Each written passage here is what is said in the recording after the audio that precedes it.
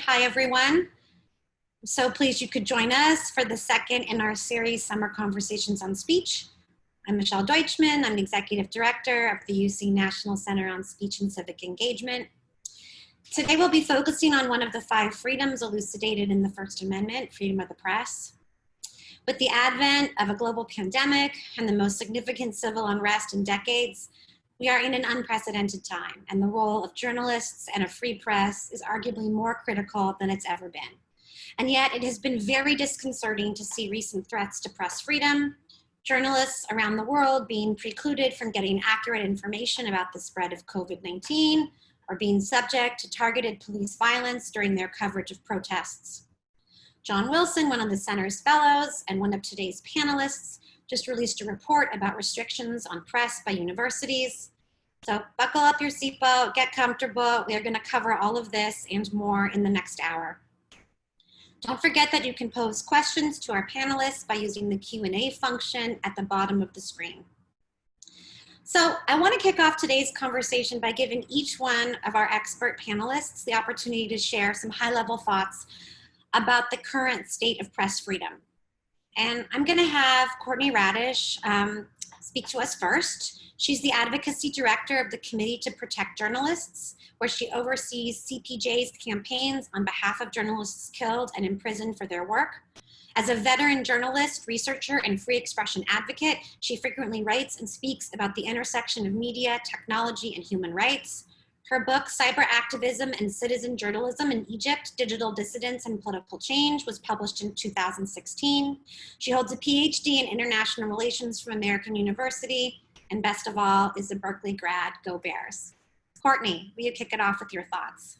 Great, thank you so much. Not only a Berkeley grad, but got my start in journalism at the Daily Cal, so I hope there might be somebody from the Daily Cal watching. Unfortunately, after this lovely introduction, thank you, Michelle, I want to paint a rather bleak picture of what journalists are facing around the world today. We're really in an unprecedented situation where there are numerous threats, both the kind of traditional systemic type of threats that journalists regularly face trying to do their work in both hostile and non-hostile environments, but also a global context of a health pandemic, which, in our lifetime, we have not had a global health pandemic like this, though journalists, working in Africa during Ebola or in Asia during SARS or MERS might remember, what it was like. So journalists are operating amidst a global pandemic that is not only seeing them have to adjust how they do their jobs because of restrictions on movement, but also how to do their jobs safely amid a global health crisis. And this health crisis, which has been accompanied by a crackdown on rights and on independent journalism, especially in countries where the authorities' numbers about coronavirus, the number of deaths, infections, etc., don't seem to match what journalists are finding on the ground. And so we have seen a spate of laws around the world adopted to prohibit the spreading of false news or inaccurate information, often under the guise of health laws that are designed to criminalize, in many cases, the spreading of inaccurate information. But as we know from an unprecedented pandemic, as information is, being learned by scientists, by health professionals, our knowledge is evolving. So this is very dangerous. Meanwhile, we have seen historic protests break out in the United States, which has typically played an important role as a global leader on press freedom, despite its own internal flaws. It has traditionally stood up for journalists around the world. But over the past few years, we've seen the fake news rhetoric reverberate around the world and become a rallying cry for those who would like to restrict independent and critical journalism. And we've seen the protests and the massive crackdown by state, local, and federal authorities, including the targeting of journalists during protests, including many journalists who are very clearly identified. More than 600 incidents of anti-press violence, and the majority of physical assaults and other violence appears to have been perpetrated by law enforcement officers who are, of course, supposed to be upholding our rights, not least of all the First Amendment, and not trampling on them. So this has sent, again, a very challenging signal around the world, not least of all because many foreign journalists have been caught up in the violence as they were covering these historic protests. And then, of course, we would be remiss not to mention the challenging economic and technological environment in which the press is embedded, which has seen, technology platforms become critical to enabling journalism and critical in the kind of journalistic pipeline, and yet has helped with the economic devastation of the press, which is, of course, compounded by the coronavirus pandemic. Amidst this, it's really interesting to see what the student press is doing, because we've seen some very interesting stories being broken by university level journalists, and I'm really excited to hear from them on this panel. So with that, let me wrap up. Thanks so much, Courtney. The picture is grim, but we need to, know about what's happening. And now I'm going to turn to Sommer, Ingram Dean, who is a staff attorney at the Student Press Law Center. She's a First Amendment lawyer who's long been passionate about students' rights to freedom of speech and the press. A former student journalist in high school and college, Sommer has written for the Associated Press and the Dallas Morning News. She's worked as a law clerk for legal affairs correspondent Nina Totenberg at NPR. At the Student Press Law Center, she trains student journalists around the country about their First Amendment rights. Sommer received her JD from Georgetown University Law Center. Sommer, I'd love for you to tell us about what you're seeing as of late in terms of your work with student journalists and the concerns and questions they're bringing to SPLC. Yeah, thank you so much, Michelle. Like Courtney said, it is kind of a grim picture out there, but I think I would be remiss not to highlight just the great work of student journalists that we've been seeing both at the high school and the college level. Over the past few months, we've seen students have to make pretty big adjustments to this new norm, to working remotely, to covering things from their homes or wherever they may be. These student journalists are reporting on their communities in the time of coronavirus. They're getting out and reporting on protests. They're right out there in the middle of all the action. When you hear about journalists facing unprecedented violence from police, that includes student journalists as well as commercial journalists. We have students who have been detained, who have been tear gassed, pepper sprayed, otherwise physically harmed, pretty much everything that you could think of, who've been chased down by law enforcement. There's a particularly impressive high school journalist in Oregon who's been driving up to Portland with her parents to cover the protests there, which had been, as we all know, getting increasingly more dangerous with the presence of federal agents. And so students are doing all of this work for the most part without getting paid, or they're certainly not getting compensated for all the hours they're putting in. And this is all the while they're continuing to do important reporting on things like Me Too issues on their campuses, mental illness in their schools, all those sorts of things that continue to affect students and the local community. So it's really incredible work that we've been seeing. I found it such an honor to be able to work with these student journalists during this time. As far as some of the questions we've been getting from student journalists, we've been getting a lot of questions about, what their rights are to cover protests. A lot of students want to know, can I be out covering protests? Do the curfew orders apply to me? What do I do? How do I sort of interact with police? And we actually have a great guide to covering protests on our website. We've been getting questions from students who are trying to get information from their school about how they're handling coronavirus and are running into some issues with that. We've been getting questions about, can we report on coronavirus without violating HIPAA, which is a federal privacy law relating to patients' medical records. And so, student journalists are really, like I said, just sort of in the midst of all of this.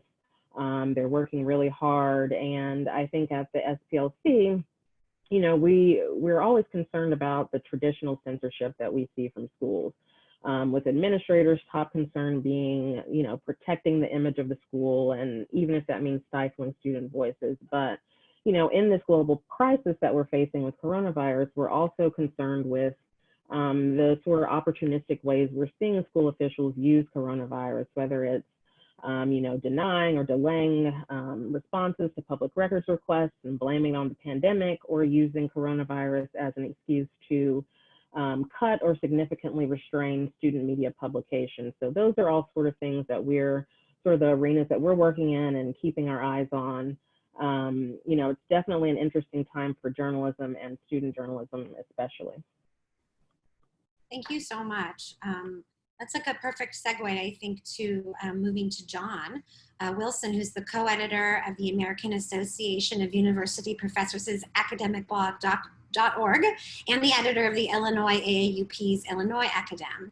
John has a PhD in higher education from Illinois State University and is the author of 8 books, including The Myth of Political Correctness, The Conservative Attack on Higher Education, Patriotic Correctness, Academic Freedom and Its Enemies, and President Trump Unveiled, Exposing the Bigoted Billionaire. John just completed a fellowship with the UC Center, in which he focused on issues of the free press on campus.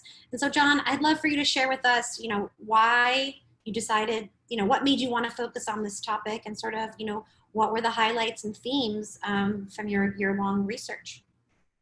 Thank you, Michelle. I think at a time when you have a president who condemns the press, you have authoritarian regimes around the world threatening freedom of the press, it's really more important than ever for universities to stand up for the concept of freedom of the press, and not only to espouse the value of it, but to live it in their policies and their procedures and practices, to embrace freedom of the press, whether it's public or private universities. And it's important not only to set a model for the world, but I think it's also essential for being a part of freedom on campus, whether it's academic freedom, freedom of speech, the right to protest. Freedom of the press on campus is part of that aspect of what makes a free university. And in my report for the National Center for Free Speech and Civic Engagement, what I tried to do was identify some of the threats to freedom of the press on campus, whether it's administrative censorship, firing of media advisors, defunding of publications, trashing of student newspapers, defamation lawsuits, restrictions on social media, as well as general media policies that on some elite campuses, the journalists have to get permission from the administration to do any kind of reporting on campus. And so I try to critique these kind of policies and give recommendations for how universities can really do much more to protect freedom of the press and really embrace what is an essential value to a university as well as to our democracy. Thanks, John. And we'll, of course, be sending out an email early next week that will include links to resources, including John's report. Now, last but certainly not least, we get to hear from one of these courageous and amazing student journalists, and that we're going to be hearing from Sydney Charles. Sydney is a community activist and a fourth-year award-winning journalistic student at the University of California, Irvine. Her activism is a focal point of her academic career, reflecting her passion for bringing awareness to the intersectionality of complex issues. Sydney is the co-editor of Campus News for the New University, the official newspaper of UCI, where she brings diversity and complexity to the publication, and a content writer for the marketing department at UCI's Paul Merage School of Business. She is also the co-creator of Black Fam 2.5, a student-run podcast focused on redefining the minority experience by ensuring to represent it accurately. Sydney is currently completing her BA in literary journalism with a minor in criminology, law, and society, and she aspires to continue to pursue a career in journalism. Sydney, we'd love for you to share with us some of the challenges that you and your fellow journalists have faced, especially in the last 6 months. Thank you, Michelle, for that. And I do think that this is such an important topic, especially today in the current social and political events that have been going on. From my experience, I do have my hands on a lot of different press platforms on campus. As you mentioned, I'm the editor for NEU. I also write for Paul Merage, and I have a podcast. And in general, just my student work as well. Free speech is one of the most essential components of my work. I think that everyone can agree these first few months of 2020 have been turbulent to say the least. And as Courtney mentioned, for journalists especially, it's becoming more and more difficult to get our points across. And regarding the very real activism that is becoming more ingrained in American culture, the ability to speak freely should be at the forefront of the world, especially in terms of journalism and the media. one key aspect that I wanted to hit on, because it's very prevalent today, is that activism and the press are becoming more and more intersectional. As Sommer mentioned, there has been a protest coverage has been like peaked during this time. Activism as an independent thing itself has always been such a huge part of history. And the presence of activists and activism and activists are turning to other mediums to express their messages. In order for these two fields to seamlessly find that organic connection, all perspectives, stories, and news needs to be uncensored and unfiltered. Thanks, Sydney. Thanks to all of you for kind of setting the stage. I think I'd like to follow up, Sydney, on what you were just talking about activism and sort of identity.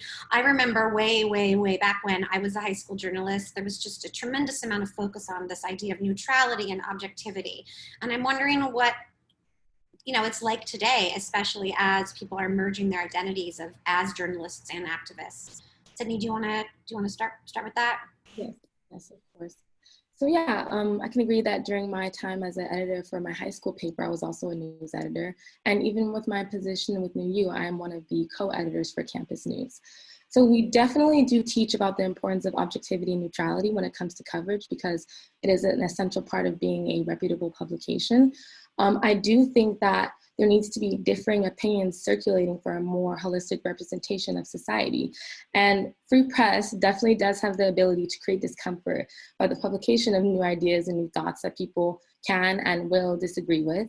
And to that end, I say that we need to become more comfortable with organizations willing to publish these different opinions. And I do think, yes, that especially with Black Fam 2.5, which is my podcast, it has evolved and it has been put in the spotlight because we're not constrained by any school-related issues. We simply talk about events going on in the world, and that's why it is so hard-hitting, and we're able to talk about very controversial topics. So yes, journalism is ever-changing, and I do think that all narratives need to be heard. All narratives need to be heard.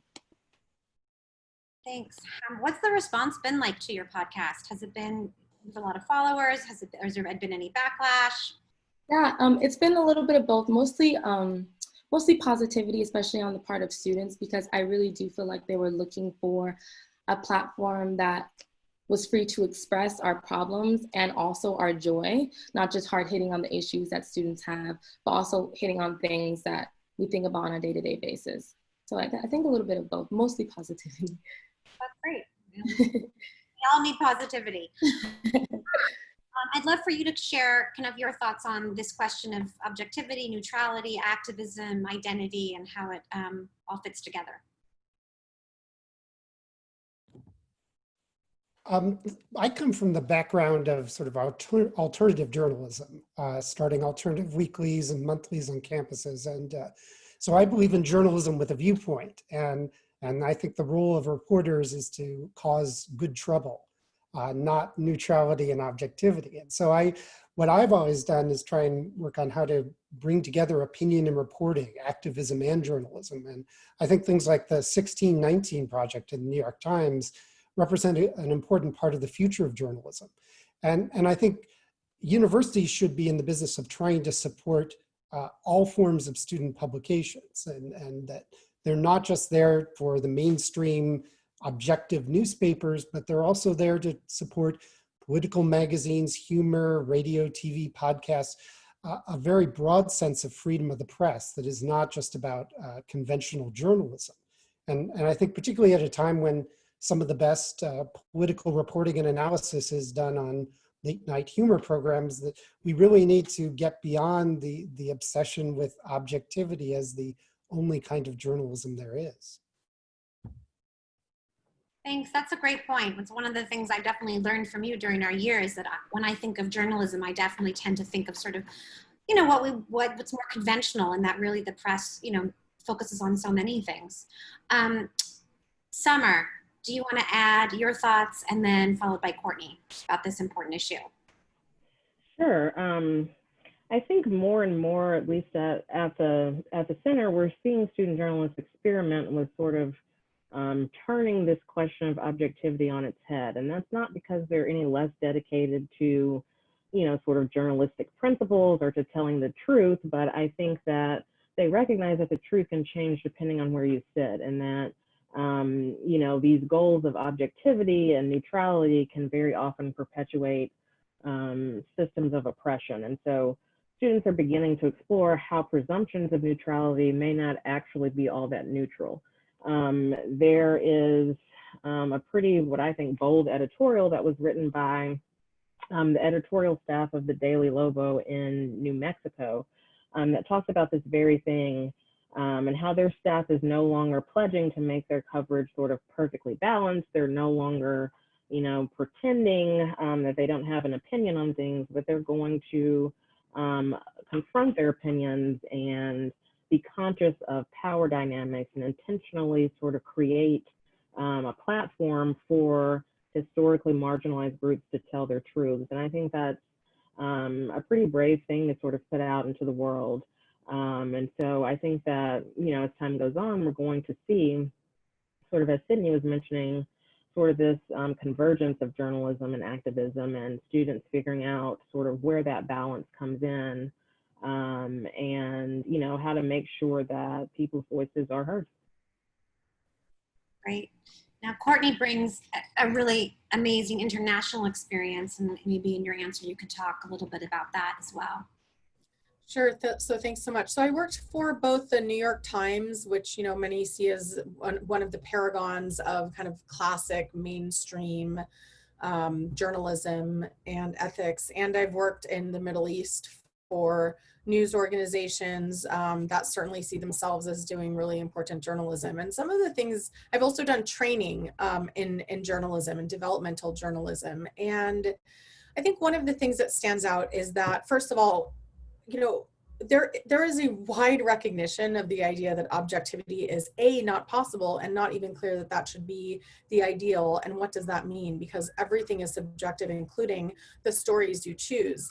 And I think that this objectivity idea is now getting weaponized by people who actually want to silence journalism, especially critical, independent journalism that might not be, you know, the mainstream. I mean, the fact that we have to call so much of the kind of powerful questioning of those in power journalism alternative journalism, as, you know, John did earlier, is kind of problematic, in my opinion.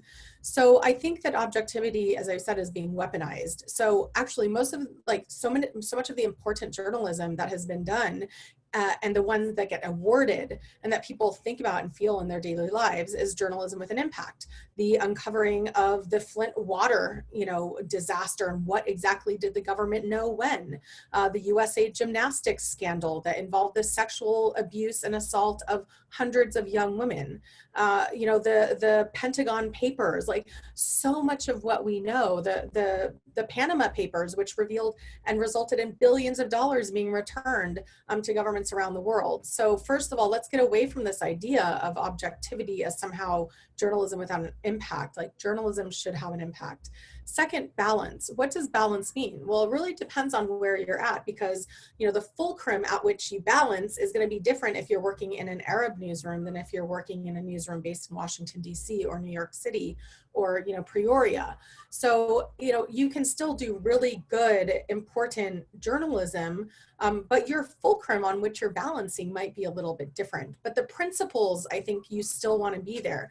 The problem is also that I think we've made this false differentiation between journalism and activism that in many parts of the world, including in Egypt and Lebanon, where I've worked as a journalist and did my doctoral research, you know, a lot of people there recognize that doing good journalism is actually a form of activism. I mean, many of the young people who were blogging and using citizen journalism to reveal human rights abuses, police brutality, political corruption in Egypt, which set the groundswell for the 2011 uprising, were employing principles of journalism, but they were doing it with an activist intention.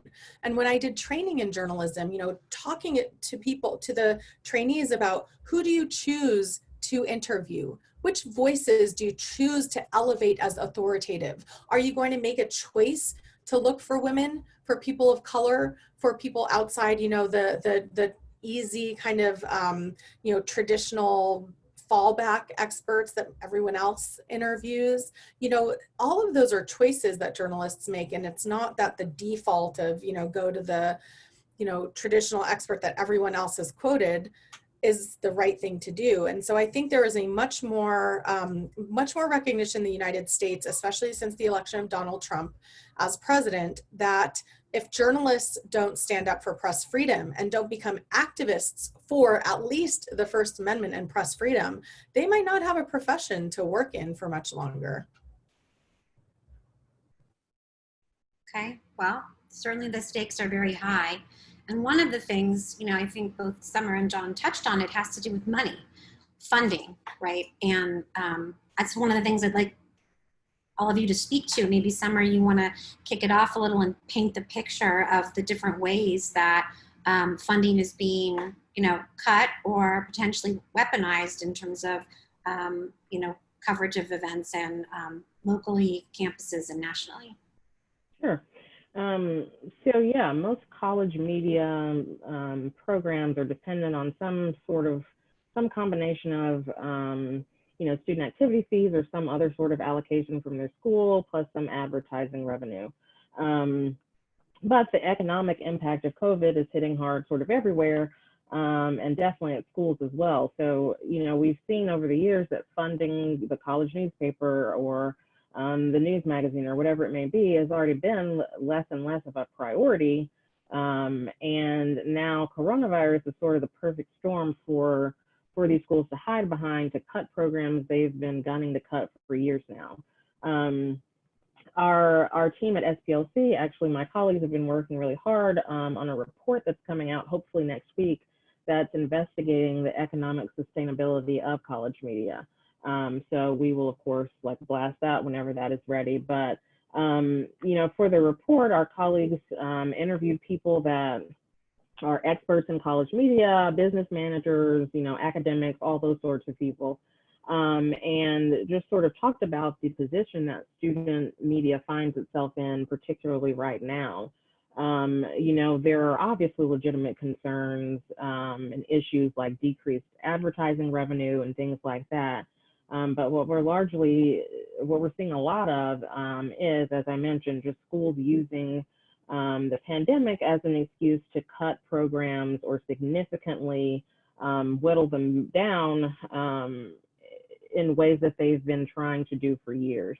And so the report will have some suggestions for things college media should be thinking about during this time, adjustments they can be making, like forming strategic partnerships, thinking differently about fundraising, creating a sort of advocacy plan for rescuing your budget, encouraging student journalists to learn more about the business side of journalism. I mean, I remember when I was a student journalist, I sort of had no clue, you know, what happened or where the money came from. But I think that you can't necessarily choose to be in the dark about that anymore. So yeah, I think it's a really important time. And again, funding is something that has been a struggle for college media programs for some time now, but especially right now, a lot of student media programs are struggling. Thanks. So I know, Sydney, that you had direct experience with this. And I was wondering if you could kind of speak to what happened with UCI's newspaper and, you know, what you think the impact has been so far. Yeah, so that did actually happen with the New U. During my freshman year, we had a print issue and we met every Sunday. We got it published once a week, and we did go through a defunding process. So my second year, we had to move completely online.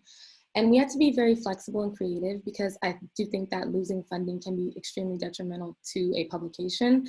And we had to completely rebrand. We had to focus our social media presence, our Twitter, our Facebook, and our Instagram accounts. We had to really pay attention to that. We had to get a graphic designer and just overall develop new features that would allow us to remain visible on campus. Because again, people couldn't just walk outside, go to a newsstand and grab an issue, flip through. That wasn't like that at all. It just had to be online. And even more so with COVID, everyone is sort of having to shift online. So I think that journalists today do have to be really flexible, and they do have to sort of assimilate to whatever the societal norm is at the time. And currently that is a massive pandemic. So yeah. Great. Do you think ultimately net you would say it's been to the detriment or to the benefit, you know, of your of the school's publication, or is it a little bit of both again? It's a little bit of both, but I do think that it is harder to remain visible on campus. So that would be a very harsh downside. We have to do new things or creative strategies to try to get people to really understand that we're still there. We're still going to be covering these events on campus for you guys. So yeah, that's a very big struggle that we've had to face. Thanks. Okay, John, I'd love for you to dig in a little bit about your report and what you learned about funding and sort of what you see in the future. And maybe if you have any thoughts for how student journalists can sort of fight against this trend. Well, I think it's very important to have subsidies for student media, just as you have subsidies for other forms of student activities. And I'm really worried, concerned about what COVID-19 is going to do to print publications. I think print is really an essential part of a lot of publications. A newspaper of mine, Illinois State University, when it was defunded, it just disappeared. There really was not an easy way to keep an online publication going in a lot of cases. It really is harmful. And traditionally, a lot of student newspapers have tried to seek out independence. That was the case in the 1960s when a lot of student newspapers trying to avoid administrative censorship would become independent companies. And that kind of model where you survive just on advertising and you don't need a subsidy, that model has disappeared. And even places like at UC Berkeley, the Daily Cal, which remains an independent newspaper, but it now receives some funding from student fees. And I think that's an approach a lot of universities should do to maintain these independent papers by subsidizing them even when they're not student organizations. And I think there's also a lot that can be done to protect this funding. That I think now people are going to say, well, you've been online during this crisis, why can't we just get rid of the print edition forever? And that really needs to be resisted by students, by faculty, by national organizations to say that we need to keep up the existence of these newspapers as newspapers, and that it is not the time for everybody to go online. And we need policies in place to make sure that there are rules, there are procedures so that student government and administrators can't retaliate against newspapers when they engage in critical coverage. So I think we really need to fight for treating newspapers like other student organizations that get subsidies, that get funding, and to make sure that they're treated fairly and they don't suffer the consequences for critical reporting. Okay, those are great ideas. I'm going to actually ask our other panelists to comment on what they think academic professionals like admins and professors and staff can do to support campus press. And while they're thinking about that, I just want to encourage our audience members to please jump in with questions for the queue. And we'll be moving from funding to, the election in a few seconds or moments. But in the meantime, I don't know if either Sommer, Courtney, or Sydney want to share things that you actually think academic folks or professionals on university campuses could do to be actually very proactively supportive of press. I mean, at the very least, they could pay subscriptions for the news. It costs money to produce news. It costs money to hire reporters who attend boring hearings and city council meetings and chancellor meetings, and there's a whole bureaucracy around the UC system in and of itself.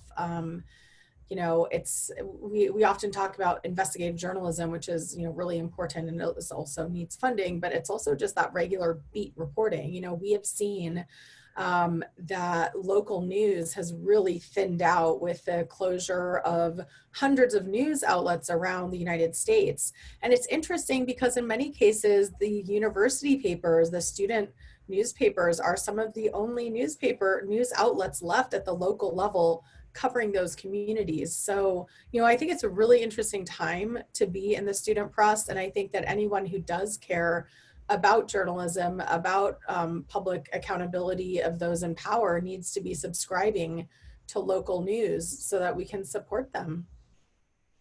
Okay, great. I think back to basics is important to remember. Anybody else have something to add on that front? Yeah, I think I totally agree with what Courtney is saying. And I think also just you know, if you're a professor or someone, you know, that's in sort of a position of power at a university, be vocal about your support of the student newspaper and of student media. I find that a lot of student journalists that call us are often so just relieved to like talk to an adult who believes in what they're doing, and in the importance of what they're doing. And so I think that, you know, that it's a lot of times on their campuses, the rhetoric they're hearing is the negative things. They don't like that. You know, they don't like the coverage that the newspaper is doing or things like that. So I think that just making it known both to the student journalists and to, you know, administrators and others as well, that you support strong student journalism and what these students are trying to engage in, and that you see it as sort of, you know, one of the cores of a successful democracy. I think that is really important as well.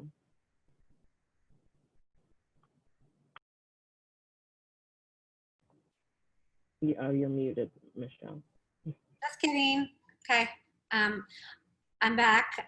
So interesting questions in the queue. Some people want to go back to this question of why doesn't it make sense just to be online, forgetting, you know, even COVID, that like people read newspapers, it's paper, they throw it away. Why is it harmful to stay online only? You know, wouldn't it make more sense for students to build a robust online presence rather than spend time and money on a print copy? Well, I think one of the answers to that is that print is a really important way of publicizing what is going on and publicizing the newspaper. And there are simply a lot of people who are not going to hear about what the student publication is posting if they rely on the internet, because people have a global internet presence. They're reading all of this stuff from around the world, and it is very difficult to build a hyper-local online presence that is as powerful as print can be. So I think we need to address that. Certainly, college newspapers need to do a better job of trying to work into the online world, and that's eventually where things are going to go. But for the moment, there is still this great importance attached to newspapers, and that the administration puts, that the students put, and so I think it's important to continue that as much as we can, rather than sort of go to just the online presence that I think is going to be so destructive to a lot of student newspapers. Anybody else want to add to that? Yeah, I would like to pick up exactly on what John was saying. First of all, let's not think that being online is free. If you put your publication online, you have to figure out how to pay for search engine optimization. You need to hire graphic designers and social media experts and figure out how to manage your lists and how to get, you know, contact and get it to the people who are your target audience. And as John said, the internet is a global platform. And in order to reach the very local community that you want to reach, you've got to figure out how to manage the algorithms of visibility that will determine whether your page shows up for the local community you want to target. Also, let's remember that there is still a serious digital divide in this country and around the world. And we can't just assume that everyone can go online unlimited with, you know, perfect internet access. Hopefully in universities that is more the case. But also people spend a lot of time on their devices. There is something incredibly powerful walking through campus and seeing a headline that tells you something you didn't know. I like the idea that editors decide what you see in the print newspaper in a way that they do not when you see it online, unless you find that special way to see, you know, the print version, which say the New York Times does. But again, that's very costly to create both the, you know, web version and an online version of the print newspaper. So I think there are a lot of reasons why online is not a replacement. It might be a helpful supplemental, but I definitely think, you know, the number of people who are picking up that newspaper and reading it in between classes, walking on their way to wherever, you know, those are the eyeballs who are going to read that local news, that, you know, hyper local, really important student newspaper. So I don't think you can replace online. Thanks. I mean, that's so important. And I think I'm going to put out a challenge to the people that are participating today, which is perhaps if you don't subscribe to your local paper, especially if it comes in hard copy, that you should go ahead and do that. And if you're, part of an academic institution, make sure you, are speaking up and saying how important it is. I get my newspaper in hard copy every day. And the truth is sometimes I don't even read it in hard copy, but for me, it's just about supporting. Okay, Sommer, another question that's coming through is this idea, again, going back to journalistic independence, and how can you be independent of the university if you're depending on student activity fees? Yeah, that is a really good question. I find that it's something that student journalists end up grappling with a lot. I mean, when you're a student journalist, you're in the unique and sort of awkward position on reporting on your the community that you're living in, and some of these people have some, power over you. We work with a lot of student journalists who find themselves, if they've done coverage of student government, for example, and student government doesn't like what they've written or how they've written it, when the next sort of time for allocating student fees comes across, they may find themselves facing a student government that's sort of antagonistic toward them, wanting to give them, less money, things like that. I think that, unfortunately, the only real way to be totally independent of that is if you are an independently run student newspaper. You don't get any money from the school. But certainly that doesn't mean that you should, if you do receive any funding from the school, that you should, you're still not a PR sort of mouthpiece for the school. The school doesn't, necessarily own your publication. They're not in the position as, especially at a public school, as government actors to sort of dictate the content that goes into your coverage. And so I think that, it's a hard position to be in, but you've certainly just got to do your best to continue, reporting as if they don't have control over you. And we always tell student journalists to keep a record of any sort of comments that are made that are negative about your coverage, that come from anyone in administration or anyone in the student government, so that if it does come to a point where your funding is cut or threatened to be reduced, you have some sort of proof that it is retaliatory, and that gives you sort of grounds to challenge it on the First Amendment basis. Right, thanks. So I think I want to save some time for us to talk about kind of the future of journalism, and I think there's short-term, medium-term, and long-term. And I think let's talk about going into this presidential election, which I think is going to be quite polarizing. And Sydney, I'd love to start with you. What your newspaper is thinking about, kind of going into this time, especially being online.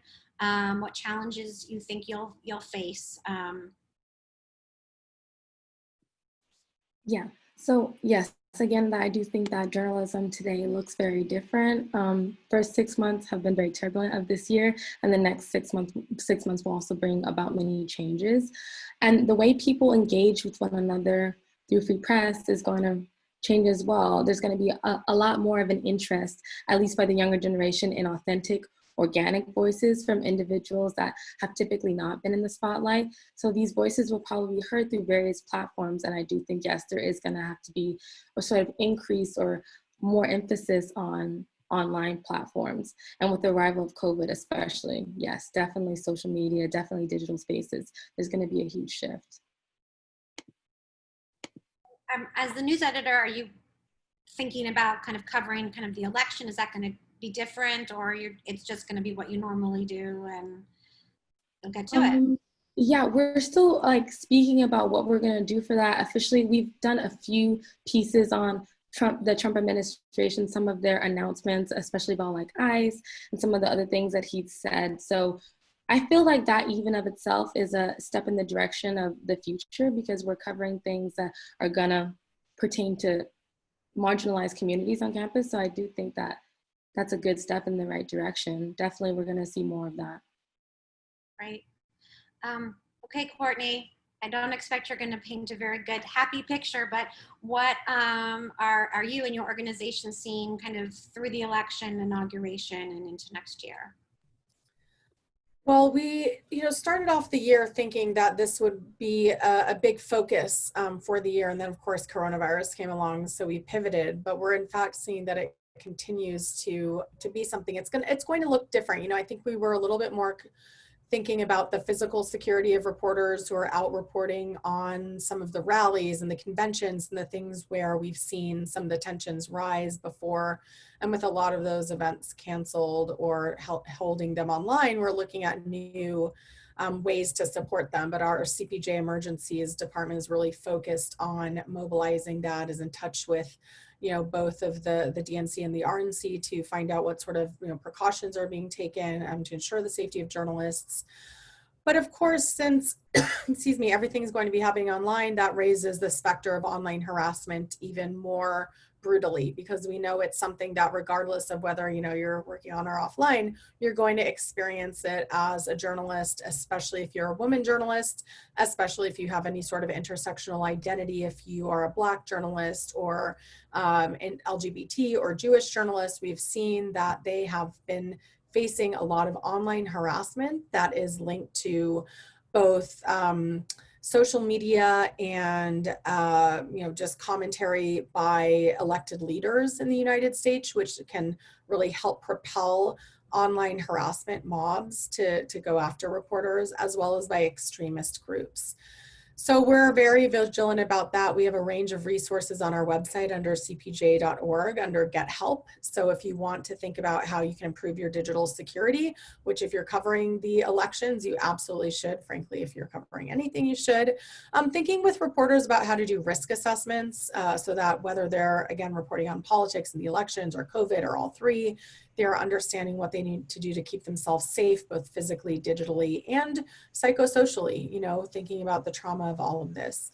So, it's a really, really important time for the press. I think that we are seeing right now, with all of the challenge to the institutions of democracy here in the United States, as well as what we've learned from countries around the world like Turkey, Hungary, Poland, where you've seen attacks on journalists and an independent press precede broader authoritarian crackdowns that have sought to silence independent voices and ultimately accountability.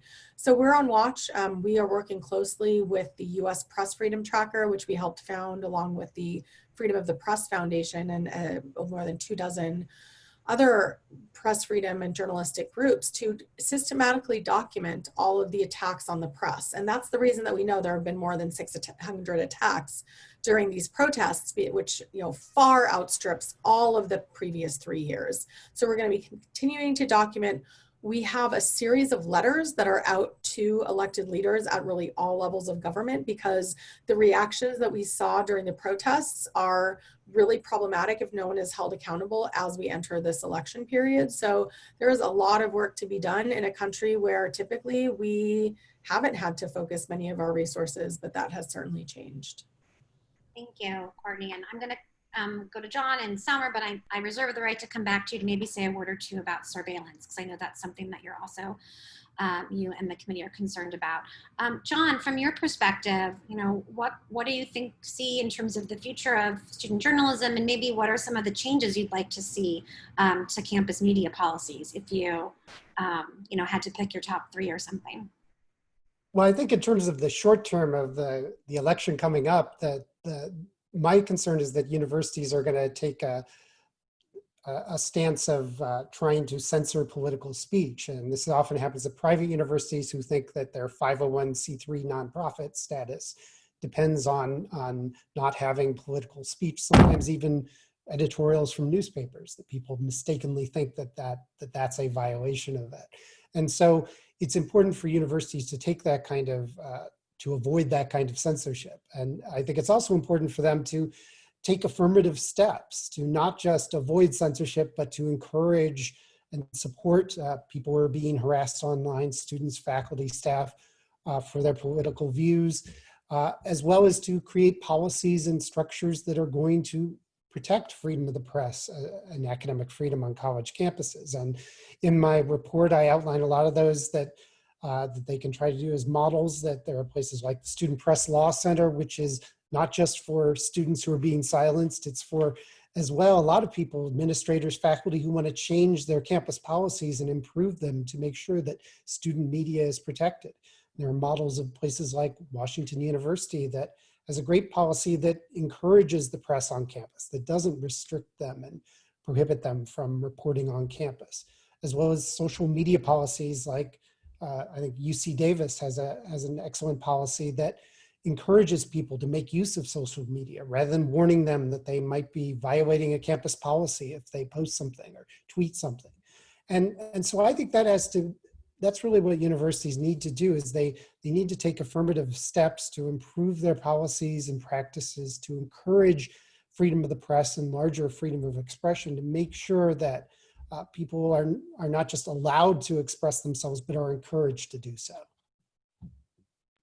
Thanks. And one of the things about Don's report, you'll all have access to it, is he does take top 25 universities ranked by US News and World Report and looks closely at all the policies of those institutions and actually gives them a letter grade. So you can get a sense of, at least from his perspective, what we all should be aiming for. Okay, Sommer, thoughts, the future? I think this is less tied to, the election cycle, but I do think that we're going to see student journalists grappling even more with the idea of the ethics of their journalism, sort of what it means to do no harm.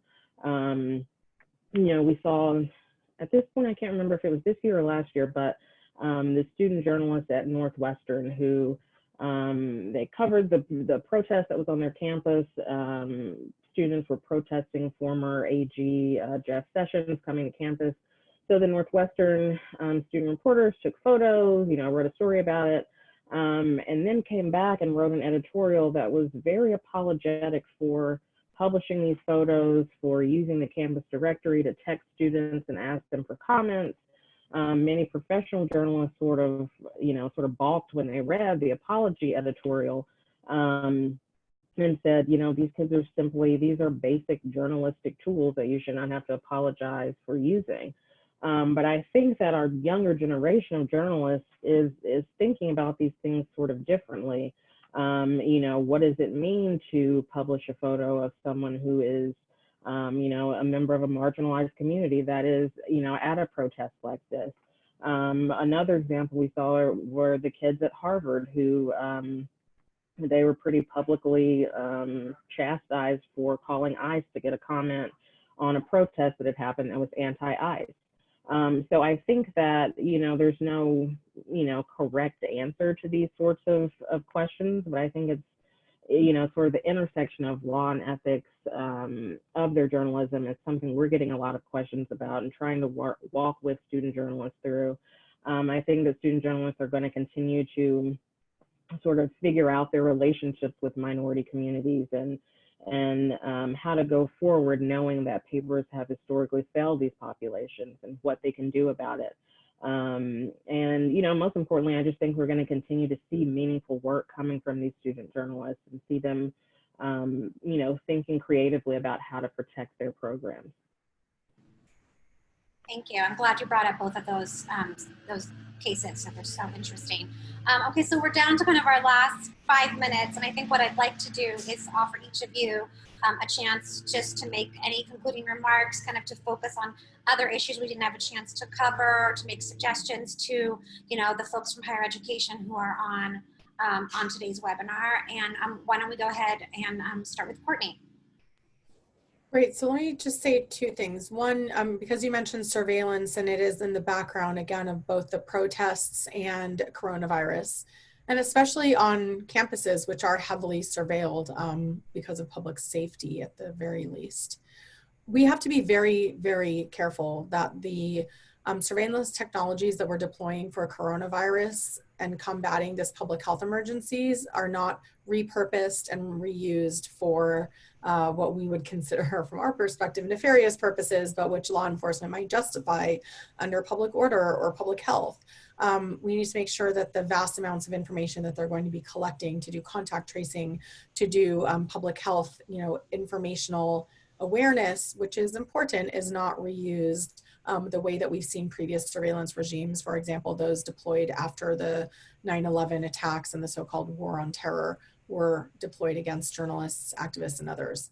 So that's one thing. The second thing is I'm very excited to be on this webinar with Sydney and to hear about the amazing work that student journalists are doing and student press is doing, because we are facing a potential extinction event with the impact of coronavirus really still to be felt in the media. We've already seen thousands of journalists lose their jobs. We are seeing freelancers have all of their work dry up and assignments put on hold.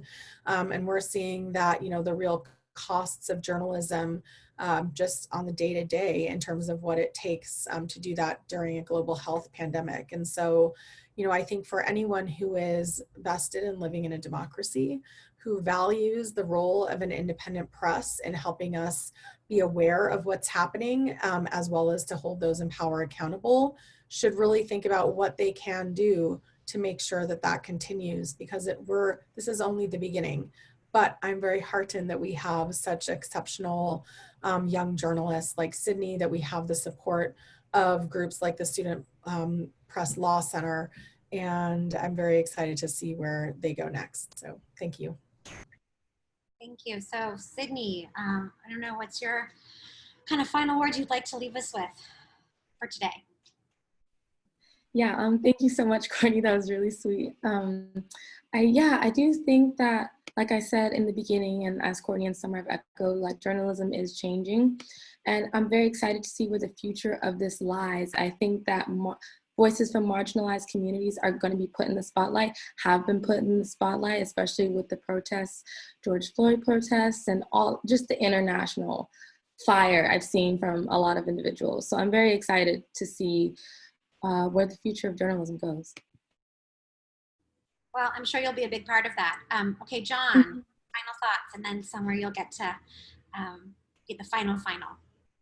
I think at a time when journalism is under fire financially in terms of censorship around the world, universities are really a place that can provide a way to support journalism. It's part of the resources they have, the mission they have, to provide a way of really supporting journalism. And unfortunately, I think a lot of them see journalism as sort of the enemy. They look at brand management and they have a corporate attitude that they want to control the message that gets out, when what they really ought to be doing is promoting freedom of the press and promoting the university as a place where the media can thrive. Okay, Sommer. Yeah, I would echo everything that Courtney, John, and Sydney just said. I think that universities shouldn't see, their student media outlets as a threat, but they should see it as, an opportunity for students to be participating in something that's so important to our democracy. I'm also excited to see, where these student journalists take us, and I think it'll be a fun ride.